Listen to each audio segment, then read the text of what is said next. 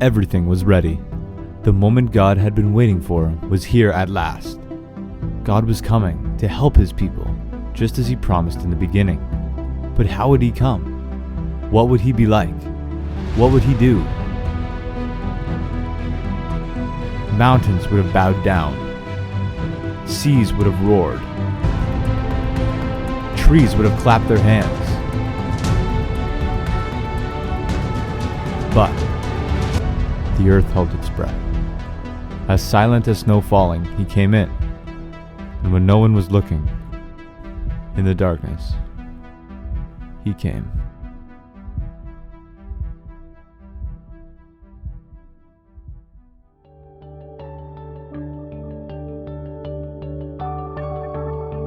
There was a young girl who was engaged to a man named Joseph.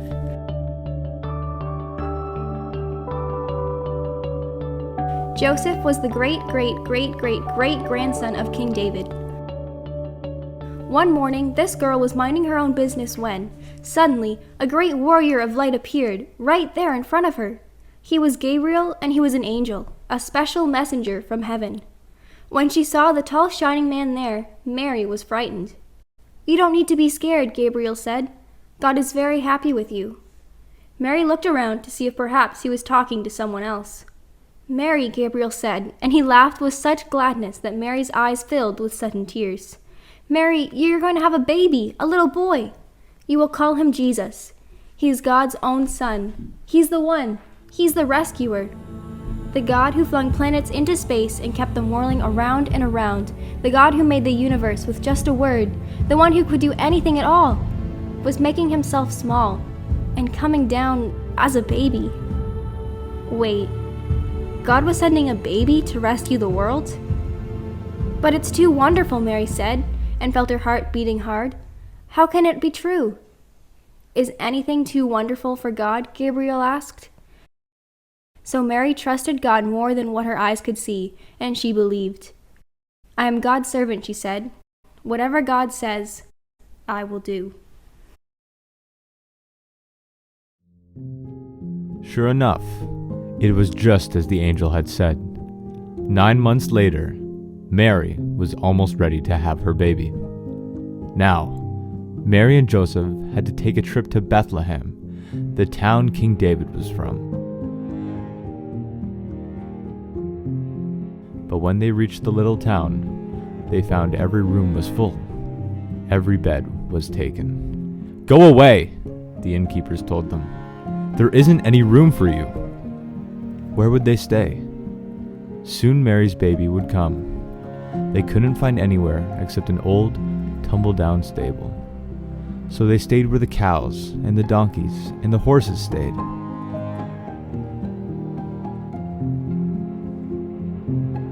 And there, in the stable, amongst the chickens and the donkeys and the cows, in the quiet of the night, God gave the world his wonderful gift.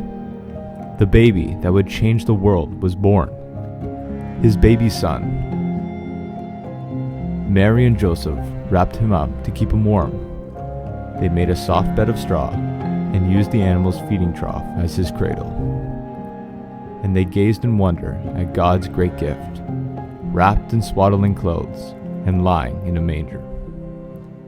Mary and Joseph named him Jesus, Emmanuel, which means God has come to live with us, because, of course, he had.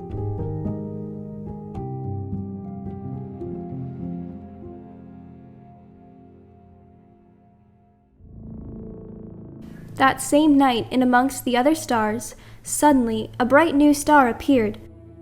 Of all the stars in the dark vaulted heavens, this one was shining the brightest. It blazed in the night and made the other stars look pale beside it. God put it there when his baby son was born, to be like a spotlight, shining on him, lighting up the darkness, showing people the way to him. You see, God was like a new father. He couldn't keep the good news to himself. He'd been waiting all these long years for this moment, and now he wanted to tell everyone.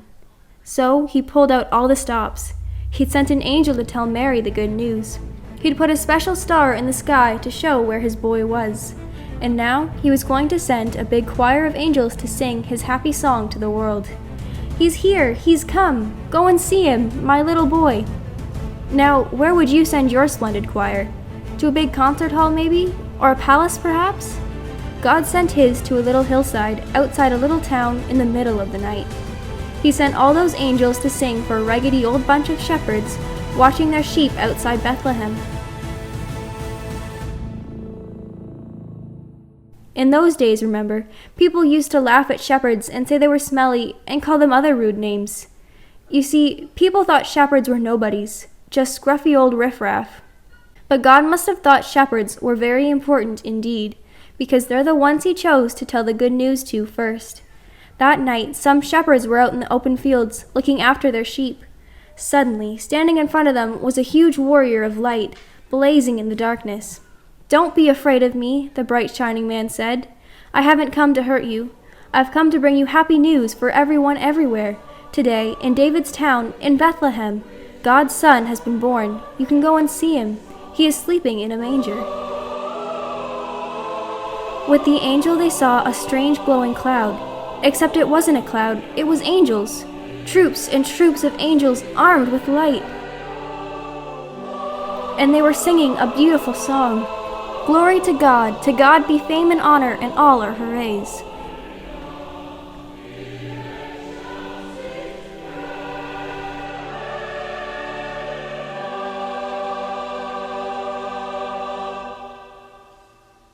Then as quickly as they appeared, the angels left. The shepherds left their sheep, raced up the grassy hill, through the gates of Bethlehem, down the narrow streets, through a courtyard, down some steps, past an inn, round a corner, through a hedge, until, at last, they reached a tumble-down stable. They caught their breath. Then quietly, they tiptoed inside.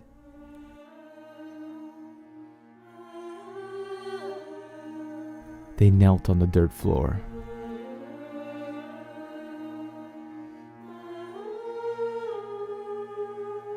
They had heard about this promised child, and now he was here. Heaven's son, the maker of the stars, a baby sleeping in his mother's arms.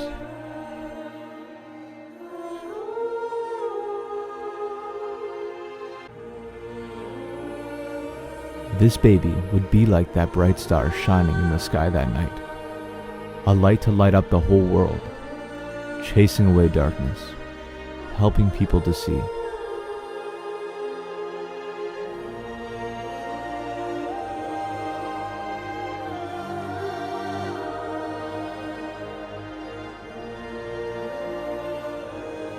And the darker the night got, the brighter the star would shine.